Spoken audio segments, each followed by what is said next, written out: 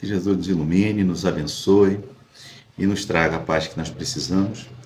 E nós estamos aqui de novo no nosso encontro no Núcleo Espírita Chico Xavier para conversar um pouco sobre o Evangelho, principalmente sobre as coisas que estão acontecendo no nosso dia.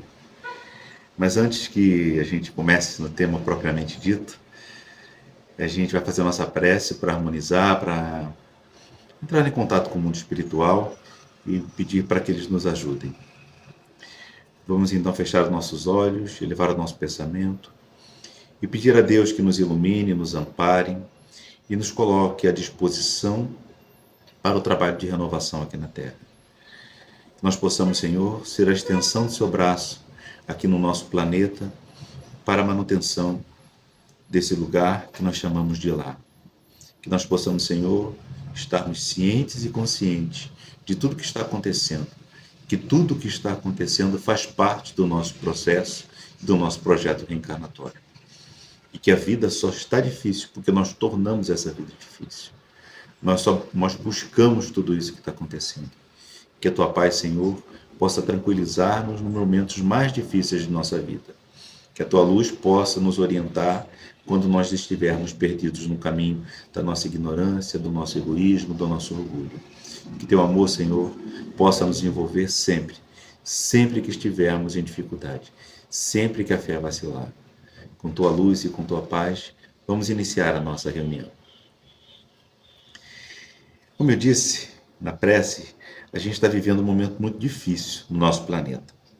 O nosso planeta vive guerra, pandemia, calamidades, e a gente fica se perguntando, onde está Deus?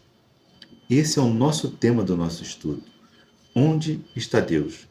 Porque se a gente olhar para o mundo, com tudo isso que está acontecendo, a gente vai se perguntar, será que Deus existe mesmo?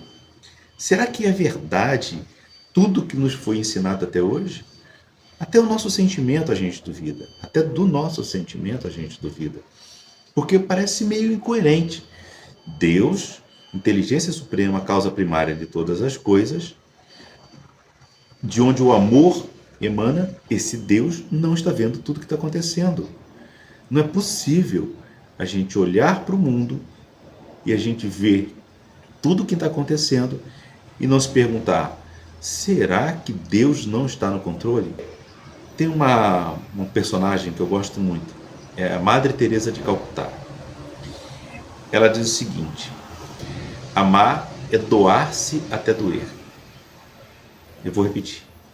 Ela diz, amar é doar-se até doer. Madre Teresa nasceu em 1910, na cidade de Skopje, de família albanesa, muito católica. Aos 18 anos ela congregou e fez votos junto às irmãs de Nossa Senhora do Loreto. Então ela foi ser irmã, ela foi ser freira nessa comunidade de irmãs de Nossa Senhora do Loreto. Logo depois ela foi transferida para Calcutá, onde viveu até o seu desencarne. No dia 10 de setembro de 1946, a guerra já tinha acabado, ela, numa viagem de trem, ela teve uma experiência que ela chamou de um chamado dentro do chamado. Ela descreve que estava com o coração muito inquieto, de ver tanta desgraça causada pela guerra, tanta miséria causada pelos conflitos, que ela não sabia o que fazer. Então, ela estava com aquele coraçãozinho muito apertado. E nessa viagem de trem, ela abaixa a cabeça e ela escuta uma voz que diz, venha, seja a minha luz, não posso caminhar sozinho. Venha, seja a minha luz, não posso caminhar sozinho. E ela concluiu que aquela frase era uma resposta para os seus questionamentos. Mais do que isso, ela concluiu que era o próprio Jesus falando com ela. Então, logo depois, ela funda uma ordem chamada as Irmãs Missionárias da Misericórdia. Essa ordem se ocupava de atender os necessitados da região de Calcutá ou de onde eles viessem, ela amparando e ajudando em todas as suas necessidades. Era como se fosse uma casa do caminho ali nessa região de Calcutá. Em uma entrevista que ela está dando, está no YouTube, tá? Vocês vão ter a oportunidade de ver uma entrevista dela. E depois que passa uma cena onde ela limpava uma ferida com uma ulceração purulenta de um senhor na perna, assim, uma repórter, né, faz um questionamento e no meio do questionamento essa repórter diz assim: nem por US$ 1 milhão eu faria isso. Ela é chamada da irmã do sorriso, né? Ela sorriu e respondeu. Ela diz assim: nem eu, porque não faço isso por dinheiro, pois se assim eu fizesse, seria indigna. Aí ela conta uma história. Ela diz que uma vez ela acolheu uma criança, uma menina, que se encontrava na rua de Calcutá. Ela estava muito faminta, parecia que não comia há dias. E então ela pegou e disse assim: levei aquela menina para a nossa casa, que era a casa de recuperação, e dei-lhe um pedaço de pão. E ela comia migalha por migalha. E ela comia bem devagarinho, migalha por migalha. Até que eu disse: minha filha, está com fome, coma tudo. Ela, assustada, me olhou e disse: eu tenho medo. Eu tenho medo de comer tudo e amanhã não ter mais o que comer. Aí ela completa: quantos estão por aí famintos de pão, com medo de comer tudo hoje e não ter para amanhã? E ela vai mais longe, ela diz assim: quantos estão por aí com famintos de amor? Então que se ame com tanto amor que chega a doer. A gente vive esse momento, a gente vive esse vazio, essa fome de amor no período em que nós estamos vivendo. Eu acho que durante todo o período da vida. Eu tenho 55 anos de idade e de vez em quando eu sinto fome de amor. Eu tenho uma filha, filhas lindas, uma mulher que me ama, uma casa confortável. Eu vivo muito bem, graças a Deus. Não tenho necessidades materiais, eu quero dizer assim. Mas ainda às vezes, por mais amor que eu tenha de toda a minha família, às vezes eu sinto, não sei porquê, uma fome de amor.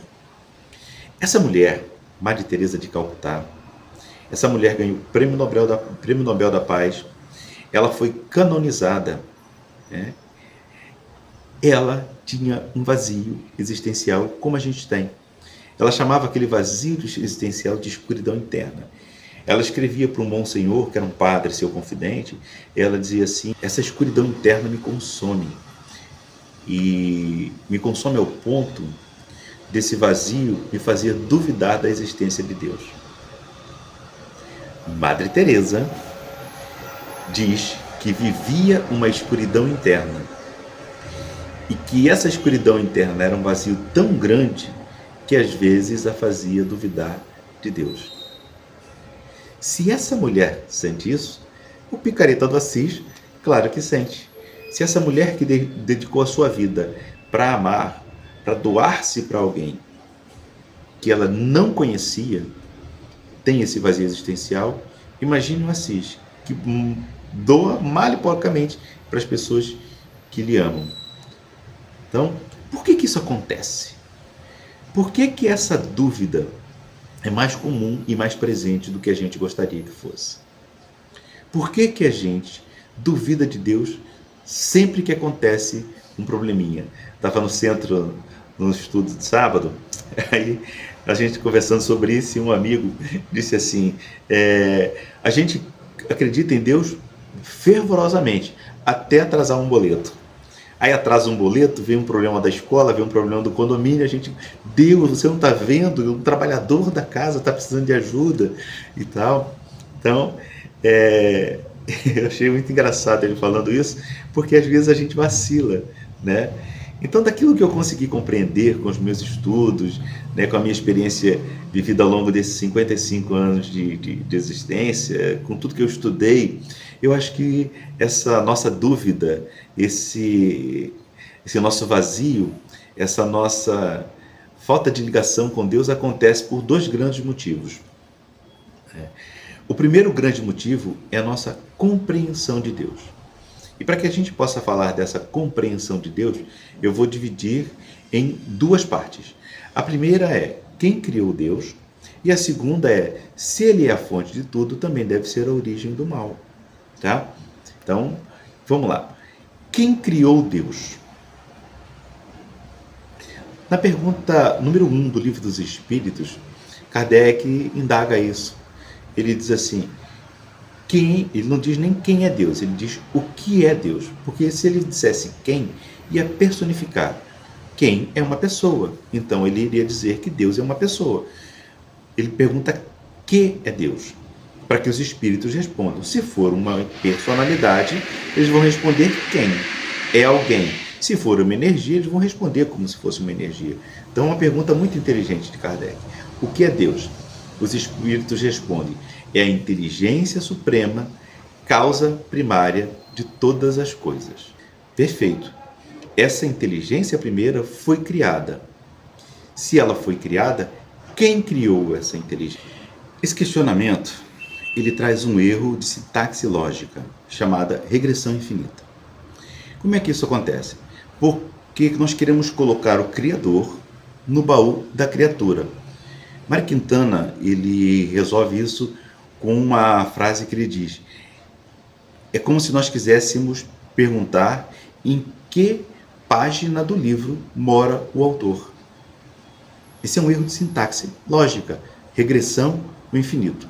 Então, para isso a gente vai recorrer a um negócio chamado cronologia quântica. Tá? Se nós pegarmos uma régua ou uma trena, nós vamos ver que ela tem um marco zero e vai ao infinito. Nessa trena, a gente vai perceber que nós estamos, nós e tudo que existe, estamos em algum ponto do início dessa régua. Não no marco zero, mas em algum ponto dessa régua começa a nossa vida e ela vai terminar em outro ponto. Tá certo? O erro nosso é acreditar que Deus está no marco zero. Nós estamos presos na régua.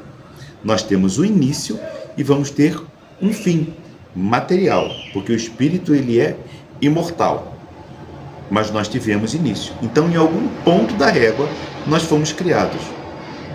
Em algum ponto da régua, o nosso planeta foi criado. Em algum ponto da régua, o nosso planeta deixará de existir. Assim como milhares e milhares de estrelas ao longo desses milhões, bilhões de anos, desde a criação do mundo, desde a criação do universo. Então, se nós perguntarmos quem criou Deus, nós queremos colocar Deus no marco zero da régua.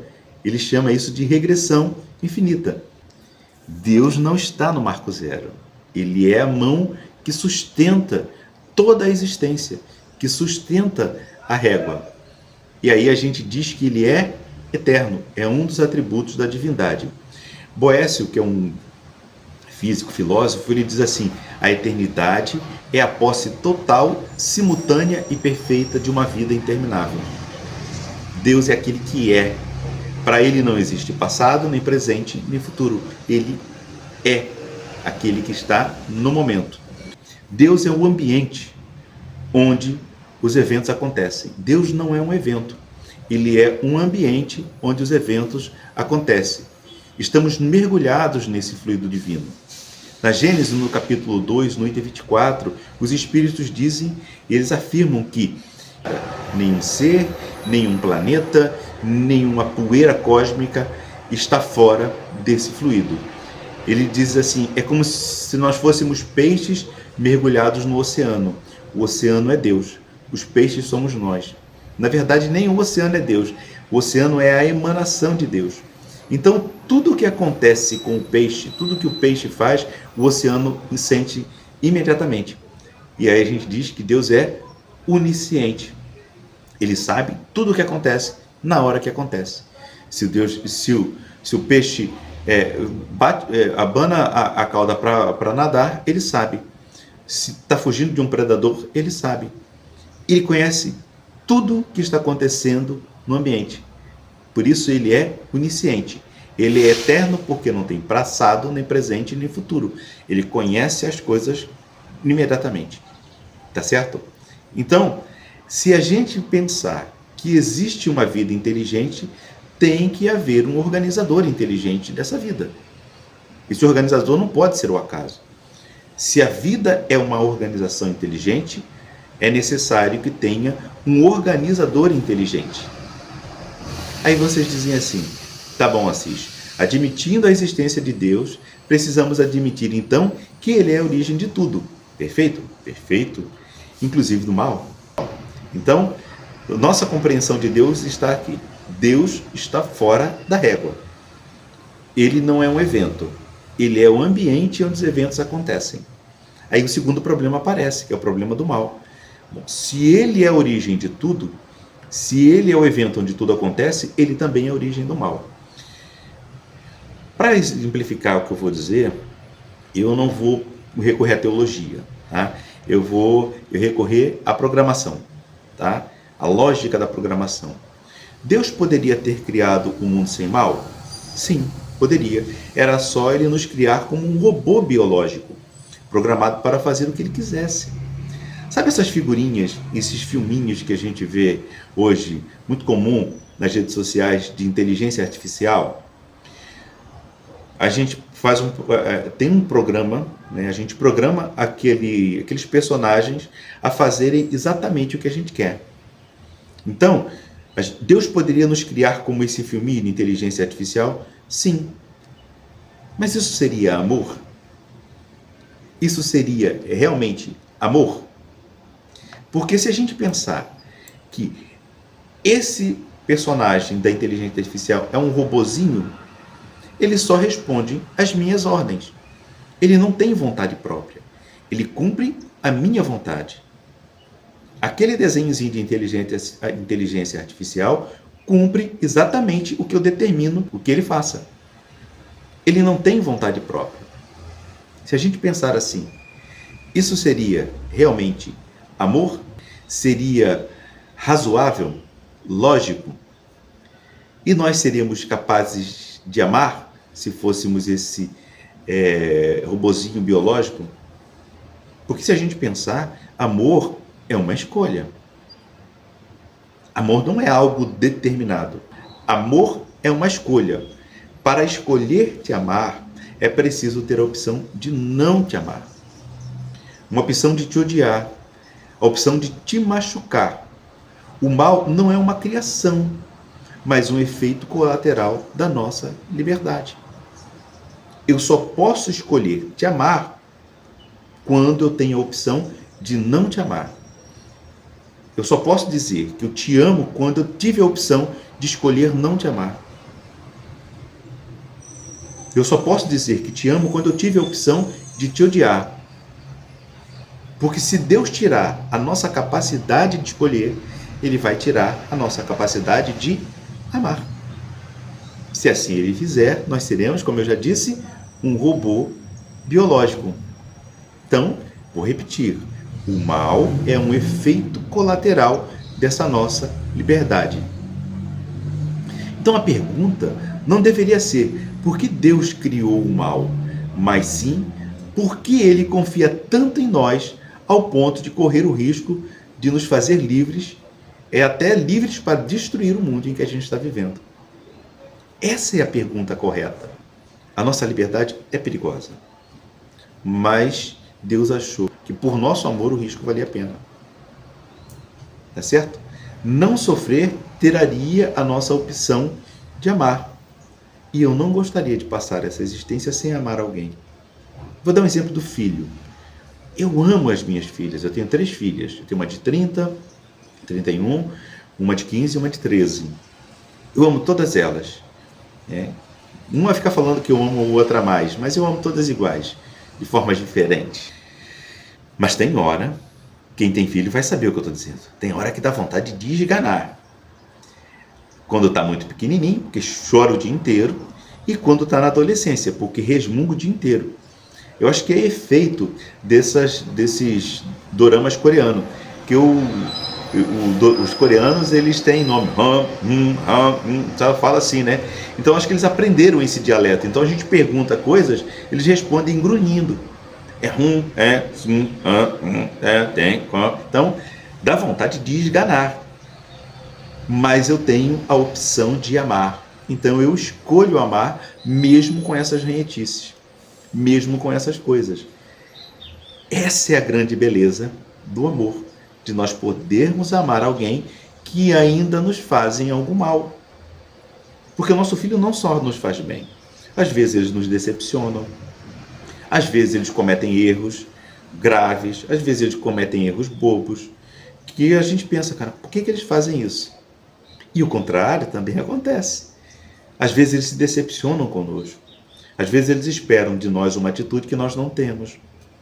Mas ainda assim eles escolhem nos amar. A minha mãe me dava uma surra todo final de semana. Todo final de semana. Eu saía assim, sábado, eu estudava de segunda a sexta. No sábado de manhã tinha um campinho de futebol bem atrás de casa. Eu dizia assim, mãe, eu vou jogar bola. Acordava, tomava meu café muito rapidamente, porque eu queria jogar bola. Sempre foi muito ruim. Eu jogava todo sábado e às vezes de tarde quando chegava da escola. Quando não tinha muito dever para fazer, porque ela me botava para fazer dever. Mas quando fazia, a gente já fazia o dever rápido para ir para a rua, para brincar, jogar bola, taco, bolinha de gude, que a gente chamava de bolita lá no Mato Grosso do Sul. E sábado era sagrado, futebol no Campinho do Barão, chamava Campinho do Barão. O que eu fazia? Eu ia para o Campinho do Barão. Depois encontrava um amigo que ia catar ferro, pegar ferro. Sabe esse cara que canta latinha? Para vender lá na nossa região, a gente catava ferro, colocava num saco e ia vender esse ferro. Eu nem voltava para casa. Eu passava na casa da Dona Margarida e tal. O que tem de almoço? Já almoçava por ali. E ela avisava minha mãe que a gente foi lá, almoçou e que sumiu. Eu chegava em casa de tardezinha, sem saber, minha mãe sabia onde eu estava. Aí você imagina, eu saí para jogar bola de manhã, cheguei igual um mendigo de tardezinho, porque você imagina, catando ferro, colocando aquele saco nas costas, como é que estava a minha cara, meu rosto, como é que estava a minha roupa, como é que eu estava, qual o estado, e ela sem saber notícia de mim. E era muito tranquilo, era uma cidadezinha, era Corumbá, Mato Grosso do Sul, era uma cidade muito tranquila, muito pequena, todo mundo conhecia todo mundo, mas ainda assim havia casos de acidentes que aconteciam, que a gente ia, às vezes eu ia tomar banho dentro de uma lagoa, sozinho, eu e a molecada, minha mãe nem sabia, e a gente ia pescar sem que minha mãe soubesse, voltar, imagine se um risco de acidente. Então ela ficava apavorada, 5 filhos para criar, qual era o método que ela tinha, que ela aprendeu com os pais? Era pancada. Então era aquela mentira clássica, entra que você não vai apanhar. A hora que eu passava no portão já tomava-lhe uma lapada. E dali, tomava uma lapada no banheiro, ia tomar banho fresquinho, tranquilo, prometendo que na semana seguinte não ia fazer mais. E nem ela iria me deixar fazer, tá certo? Então, ela tinha a opção de não me amar, mas ela fazia aquilo por amor. Eu tinha a opção de não amar a minha mãe, porque ela me batia, mas ainda assim eu amava. Aquilo era irrelevante. Eu fui vendo que ela não tinha outra alternativa, ela não sabia fazer diferente, tá certo? Então, criar filhos livres é o risco da rebeldia. Então a gente precisa ter essa noção, de que o mundo foi feito para que a gente possa experimentar as coisas de forma consciente. Então a melhor coisa que a gente precisa ter é consciência. Quando a gente tem consciência, quando nós temos uma família estruturada, quando a gente busca informações conscientes, as nossas ações são mais ou menos conscientes. E a gente acaba errando menos. Ou quando erra não é tão desastroso. A gente não anda pela fieira do mal, da criminalidade, das drogas e de tudo que existe por aí de ruim. Então, Deus nos coloca em um mundo e nos dá liberdade para que a gente possa escolher amar o outro e amar o próprio Deus. Amarás ao teu Deus sobre todas as coisas e ao próximo como a ti mesmo. Por esse ensinamento, ele nos criou só para isso, só para amar. Para amar, eu preciso ter a opção de odiar. Tá? Então, eu não gostaria de passar a minha vida sem amar um filho. Eu não gostaria de passar a minha vida sem ter o prazer de amar alguém, como amei a minha mãe, amo, né? Já são desencarnados, minha mãe e o meu pai. Isso acalma o meu coração, isso acalenta o meu coração, isso me faz muito, muito bem. A segunda coisa que a gente precisa levar em consideração é a nossa relação com Deus só é profunda e verdadeira quando Ele atende às nossas necessidades. Nós resolvemos o problema do mal, nós resolvemos o problema da criação. Agora, Deus virou um gêniozinho da lâmpada. Ele só faz sentido e a nossa relação com Ele só é profunda e verdadeira quando Ele atende às nossas necessidades.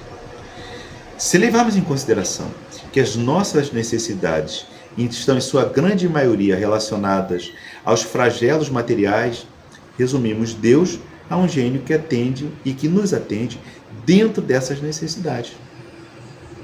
Entenderam? Então, Deus é aquele camarada que eu peço e ele precisa realizar. Porque senão, se ele não realizar, Deus não é fiel.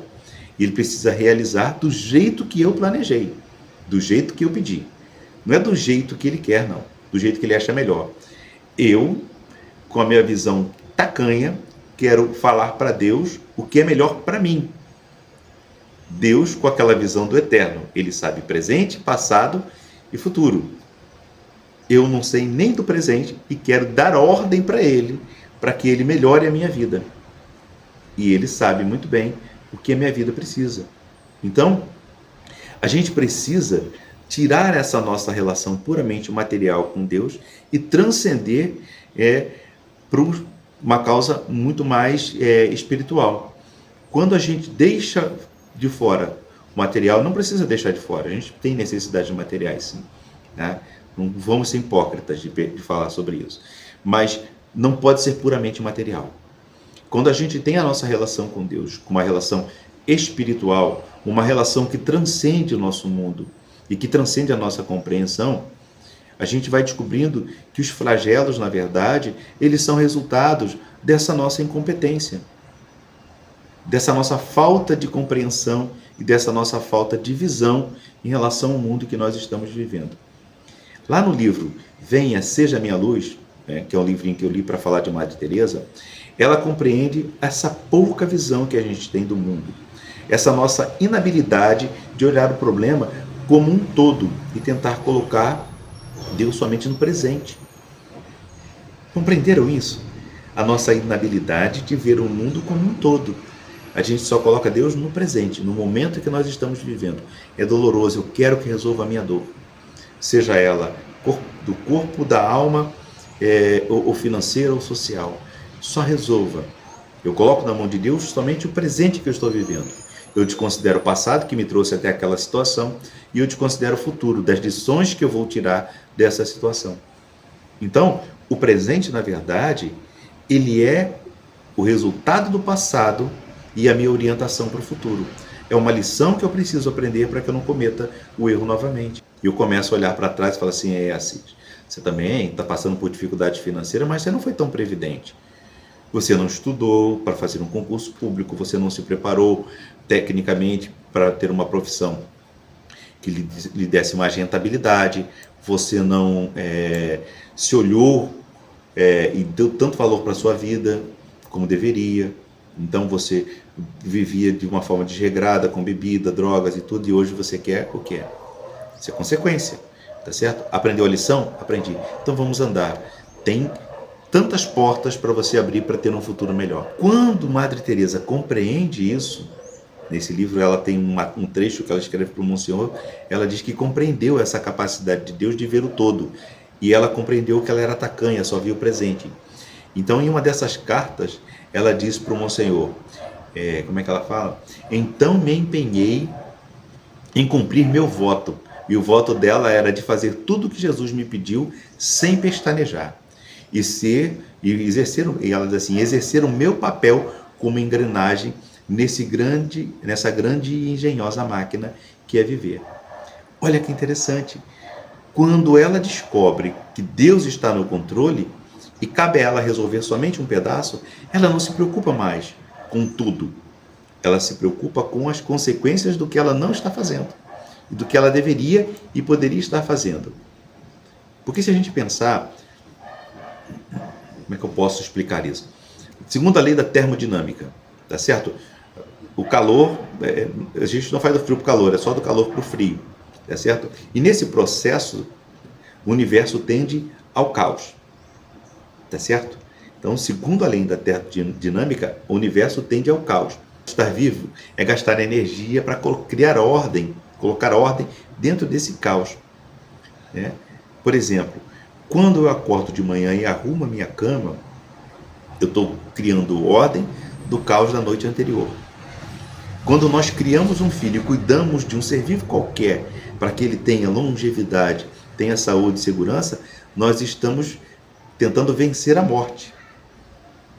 A morte para nós é um caos, é aquilo que acaba, que termina, porque nós buscamos eternizar um momento. Quando nós perdoamos alguém, nós estamos vencendo a mágoa, o ódio, a vontade de retribuir, de retalhar. Então, nós estamos vencendo o caos quando nós perdoamos alguém. Entenderam?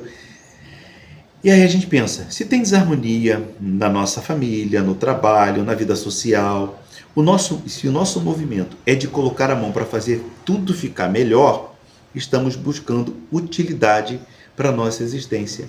Esse é o nosso sentido da vida.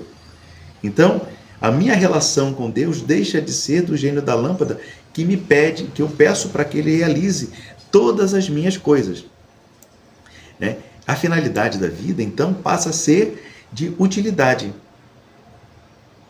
A finalidade da vida, então, não é felicidade. Felicidade é consequência da nossa utilidade. Eu vou contar uma historinha rápida, que a gente já está no tempo. Ele chama Nicholas Wilton. Então, esse Nicholas Wilton, né? Tem um filme dele até, né? Agora, era um camarada que salvou 699 crianças do regime nazista de Hitler, na maioria judia. E a cena é maravilhosa do filme, né? A cena, eu vou contar porque quem viu vê de novo. Quem não viu vê para que o que eu contar não é perto da cena. Ele passou 50 anos sem que ninguém soubesse que ele tinha feito isso. Ele ia fazer uma viagem de esqui para os Alpes suíços, se eu não me engano, não me lembro muito bem, e de repente alguém chama ele para ir para Praga, né, na República Tcheca. E o cara diz assim, olha, esse amigo dele, estão matando judeus. E ele era um corretor da Bolsa de Valores em Nova York. Não tinha nada, não estava nem preocupado com isso. E ele começa a mobilizar pessoas e recursos para tirar essas crianças de lá. Então ele movimenta 8 comboios, né? Eles chamam de 8 vagões com crianças, 8 comboios com pessoas saindo da Alemanha nazista. E até o nono é destruído, né? Bombardeado e tal, já é o início da guerra e tudo. E esse camarada, ninguém nunca soube quem era ele e o que ele fez. Até que quando um dia a mulher, abrindo um baú, descobre todas as anotações de todas as crianças, de todas as pessoas que ele ajudou, de quem era o tutor, para quem as crianças foram, porque se a guerra acabasse e essas crianças precisassem voltar, ele tinha um registro, né? Fulaninha de tal está com um casal tal. Ele tinha um registro para poder levar aquela criança para a mãe ou para o pai, se eles sobrevivessem à guerra. Então estava tudo organizado. E ela leva aquilo, e as pessoas começam a descobrir, um jornal publica aquilo, e ele é colocado dentro de um auditório, e alguém pergunta assim, você foi ajudado por Nicholas e tal? Aí ela responde assim, aí a anfitriã, né, que está fazendo, levante-se todos aqueles que foram ajudados pelo Nicholas Wilton. Aí todas as pessoas levantam e aplaudem ele. Ele fez porque tinha que fazer. Era o que era para ele fazer. Ele era uma pessoa normal. Então, ele só queria ser útil, tá? Então, quando nós entendermos que nós não somos turistas no universo, e sim zeladores, aquele que faz a manutenção, nós vamos transformar esse mundo em um mundo melhor. Começando por nossa casa, nossa família, é esse nosso projeto verdadeiro de vida. Esse é o verdadeiro sentido da vida, que a gente precisa ser útil. Nós somos zeladores aqui. Nós estamos colocando ordem no caos que o mundo nos oferece. E assim pouco importa se você acredita em Deus ou não, se você possui uma fé vacilante, uma fé fervorosa ou inabalável, se não cumprimos o nosso papel como operário, nada disso faz sentido. Eu tenho uma fé inabalável, mas eu não sou operário. Eu não acredito em ninguém, mas não sou operário. E não tento melhorar o mundo em que eu estou vivendo. Nada disso faz sentido. Então, lucidez no nosso momento é perceber que cada ato de bem vale a pena. E que o mundo tende à unidade e não ao caos. O mundo tende ao cosmos, à organização e não ao caos. E nesse nosso processo de acreditar que em tudo temos Deus, aí sim, tudo vale a pena, porque fortalece a minha ação. Quando você vai sozinho é uma coisa, mas quando você vai amparado, tem até uns memezinhos, né? Tem uns filminhos assim, né? Tô com um projeto, tá chegando o meu sócio, aí vem Jesus fortão, né? Andando como se fosse companheiro dele. Ninguém acredita, mas o meu sócio, olha quem é o meu sócio. Às vezes a gente faz coisas extraordinárias, mas a gente não precisa sem saber quem é o nosso sócio. O nosso sócio é esse camarada fortão e poderoso que vai tomar a frente se precisar, que vai resolver o problema se precisar. Mas a gente precisa fazer um movimento. Então, onde está Deus? Deus está no controle de tudo. A pergunta é, onde nós estamos quando nós não fazemos esse mundo melhor? Eu acho que, eu não sei quem foi um presidente que disse, me ajudem aí, se puderem. Ele diz assim, a pergunta não é que mundo nós vamos deixar para os nossos filhos, mas sim que filhos nós vamos deixar para o mundo, porque são esses filhos que vão fazer a manutenção no mundo, que vão fazer um mundo pior ou melhor.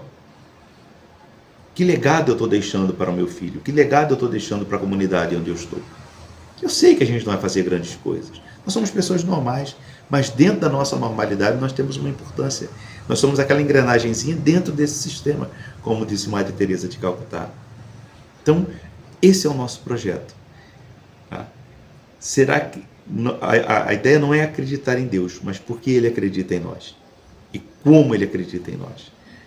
Por que Ele acredita em nós? Por que Ele acredita no Assis? Eu brinco até, sempre eu faço isso aí, né? Sempre.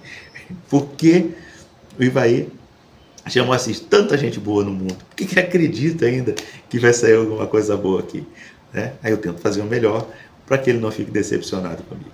Então que Jesus nos ilumine, nos ampare e nos ajude a compreender tudo o que está acontecendo no mundo e qual é o nosso papel nesse processo. Então vamos fechar nossos olhos e agradecer a Deus. Obrigado, Senhor, pelo dia de hoje, pelas reflexões, pelo auxílio, pela ajuda, e que a gente possa, Senhor, ser esse braço de melhoramento da terra, que a gente possa se entender como operário, o zelador, aquele que faz a manutenção nesse mundo caótico que nós estamos vivendo. Que a tua paz, Senhor, possa chegar até a mente desses governantes que estão em guerra, para que eles possam fazer o melhor para que essa guerra acabe. Que possa chegar aos corações desses que estão sofrendo esse processo doloroso, que eles possam ser amparados e que as nossas preces, Senhor, possam ser um acalanto para os momentos difíceis. Com tua luz e com tua paz, encerramos a nossa reunião.